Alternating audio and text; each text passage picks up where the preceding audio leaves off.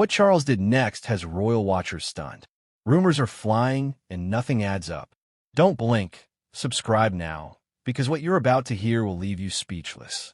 Daniel Hunt had been a constant presence by King Charles's side for over 15 years, a man known for his quiet focus and dedication. Every public event, private trip, or palace ceremony, Daniel was always just a few steps behind the king, alert and prepared. Then one morning, he was simply gone. There was no farewell event, no public statement full of praise, just a short message from the palace saying Daniel Hunt was no longer in service. That was it. No explanation, no details. Staff members who had seen him just the day before said nothing seemed unusual. He was calm, professional like always. But by the next morning, his belongings were gone and his name was removed from internal schedules. Even stranger, there were no pictures of him left on any official palace archives, no mentions in recent updates. It was as if he had never worked there at all. People inside the palace began whispering, why would someone so loyal, so trusted, be erased so completely?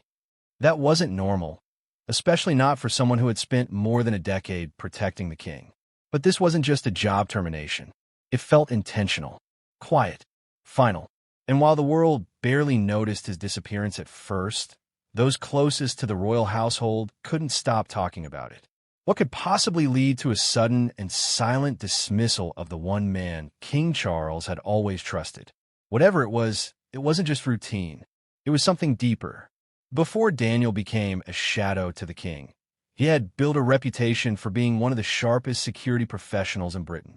He didn't get there by luck. He worked his way up through elite training programs, dealing with high-pressure situations that required precision and nerves of steel. His skills weren't just physical. He had an uncanny ability to read a room, spotting unusual behavior, sensing a potential risk before it even appeared.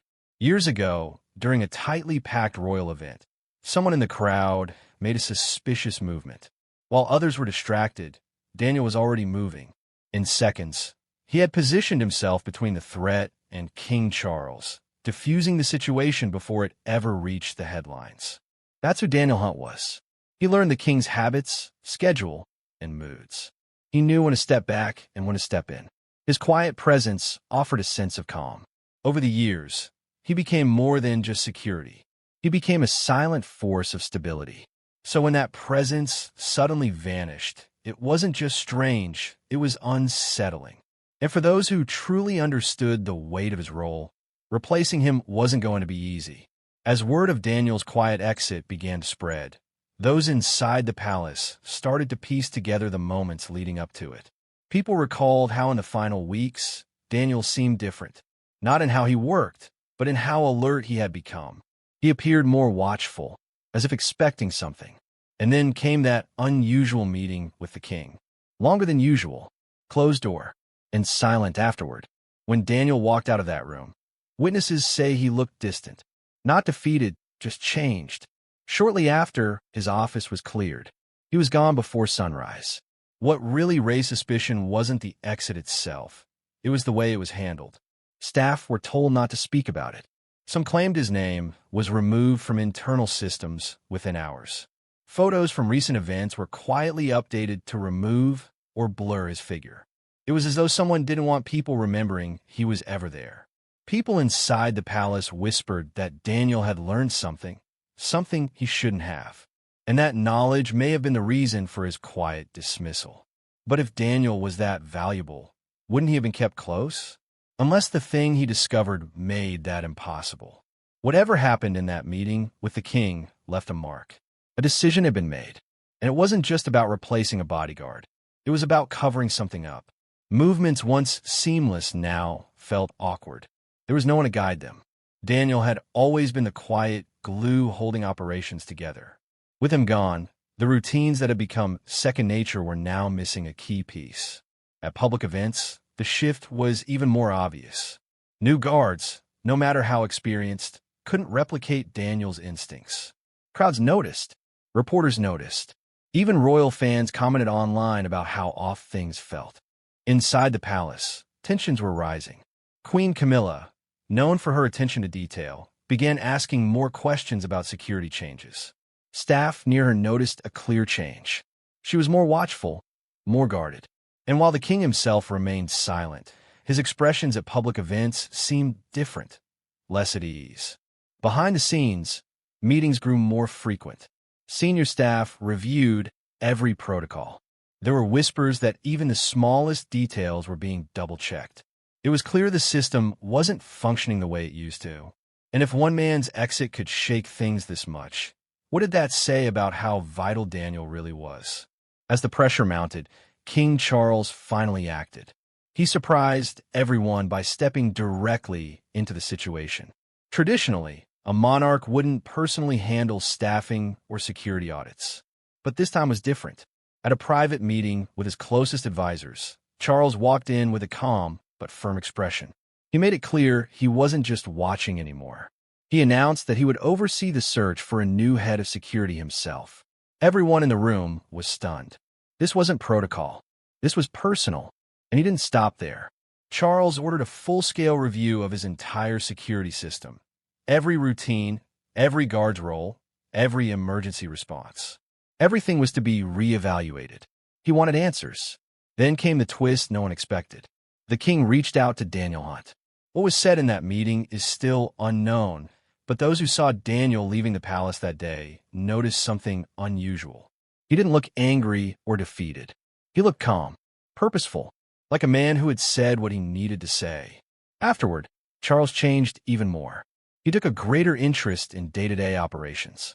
He made it clear he would only trust those who earned it. There were rumors that Charles was even considering bringing in someone from outside the royal circle. The message was clear. Trust had been shaken, and King Charles was determined to restore it on his terms. Through all of this, Daniel Hunt never spoke publicly, not once. He didn't do interviews. He didn't release statements. He didn't even post anything. The man who had been so visible next to King Charles for years vanished in his silence. Those who knew him weren't surprised. Daniel was always professional, always quiet, always controlled. When he was told his service had ended, witnesses say he stood silently, listened, nodded, and walked away. No questions, no arguments. He had spent over a decade preparing for threats, planning responses, and putting someone else's safety first. But when it ended, he didn't look back. Was he hurt? Maybe, but he never showed it. He knew this job was never forever. Still, he hadn't expected it to end without warning. So why the silence? Some say it was loyalty.